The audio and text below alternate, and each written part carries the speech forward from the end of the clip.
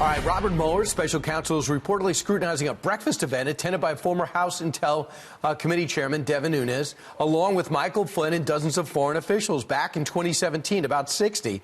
And what will they find? Congressman Devin Nunes says another day, another story that we don't know where it came from. Congressman, could you shed some light on this for us? What about this Trump Hotel meeting with about 60 people, including Michael Flynn, at the inauguration?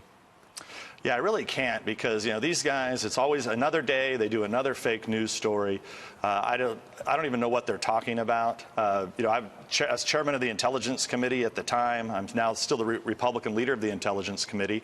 My job is to meet with foreign dignitaries. So I do that on a daily basis, multiple times per day.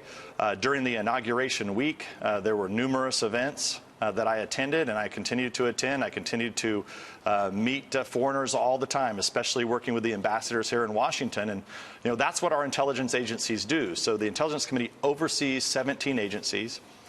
They're not supposed to spy on American citizens, right? So we're supposed to ensure that that's not happening. And I say that because for the first time ever, our intelligence agencies got used to spy on a presidential campaign.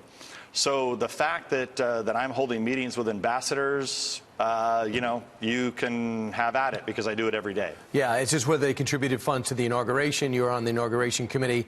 That's what Mueller is evidently reporting. And you say, too, that how do we get this information? Is Mueller leaking or is this unfounded? Yeah, I don't look, Brian. I don't put anything into this. Okay. I was on the transition team.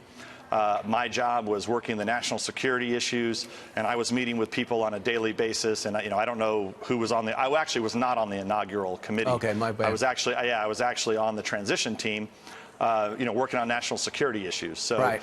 If they want to come talk, we're available. All right. I know you just came from California. You got up early for us. We appreciate it. Big story over the weekend. The FBI, this is the headline, FBI opened inquiry into whether Trump was secretly working on behalf of Russia. And they cite a series of events, everything from the changing of the platform at the RNC to him asking Russia to find the Hillary Clinton's 30,000 emails. The FBI thought the presidential candidate and the president was an agent of Russia. Is this news to you?